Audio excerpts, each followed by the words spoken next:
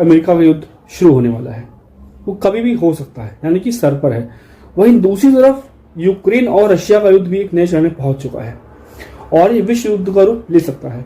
अगर विश्व युद्ध नहीं भी चल रहा तो भी ग्लोबल प्रॉक्सी वॉर सिचुएशन बन चुकी है, यानी कि एक प्रॉक्सी वॉर पूरे विश्व में चल रहा है ना। और इसी संदर्भ में यूक्रेन के राष्ट्रपति जेलेंस्की ने एक बयान दिया।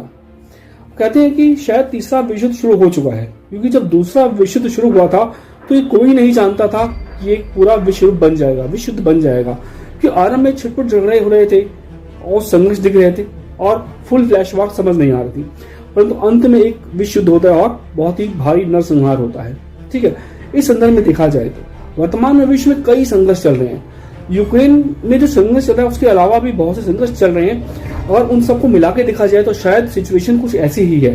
पूरे विश्व में प्रॉक्सी वॉर चल रही है, इकोनॉमिक वॉर चल रही है, प्रोपेगेंडा वॉर चल रही है और साथ साथ फिजिकल वॉर भी चल रही है। कहां कहां पे चल रही है हम उसकी चर्चा करेंगे अपनी इस वीडियो में, और आप पूरी वीडियो देखिए और बने रहिए।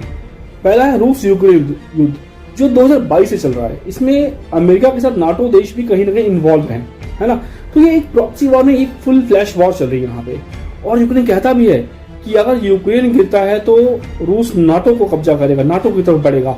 और इसी पर अगर अगले युद्ध की बात की जाए तो इजराइल हमास का युद्ध चल रहा है। इजराइल हमास को लगता था कि ये 1-2 हफ्ते में खत्म हो जाएगा, परंतु अभी भी चल रहा है और लाखों लोग मारे जा चुके हैं। और इसी प्रकार तीसरा जो है वो इजराइल और हिजबुल्लाह का चल रहा है, और ये यदि ज्यादा एस्केलेट होता है और ईरान शामिल होता है इसमें अप्रत्यक्ष अप्रत्यक्ष रूप से, तो अमेरिका का शामिल होना भी निश्चित है, जो एक बड़े विश्व युद्ध का कारण बन सकता है। इसी प्रकार यमन में हौथी संघर्ष चल रहा है, आपके सीरिया में बहुशक्ति प्रदर्शन चल रहा है जहां पे टर्की, अमेरिका, रूस, ईरान सभी शामिल पड़े हैं। हम देखा कि अफगानिस्तान पाकिस्तान की सीमा पे तनाव चल रहा है, आए दिन संघर्ष हो रहे हैं और कभी भी बड़े युद्ध का कारण बन सकते हैं। पाकिस्तान और भारत के बीच में संघर्ष तनाव चल रहा है, तो ये भी कारण बन सकता है युद्ध का। तो इस प्रकार ये देखा जा रहा है कि पूरे विश्व में छद्म और वास्तविक युद्ध चल रहे हैं। हालांकि अभी विश्व युद्ध शुरू नहीं हुआ और हम ईश्वर से प्रार्थना करते हैं शुरू ना भी हो, परंतु सिचुएशन ऐसी है कि इसे नकारा भी नहीं जा सकता कि कभी भी वर्ल्ड वॉर स्टार्ट हो सकती है। यूक्रेन वॉर, रशिया का वॉर, ये सब बड़ी पावर्स है, क्योंकि इसमें प्रत्यक्ष अप्रत्यक्ष रूप से 2 महाशक्तियां इन्वॉल्व है। एक तरफ अमेरिका है, एक तरफ रूस है।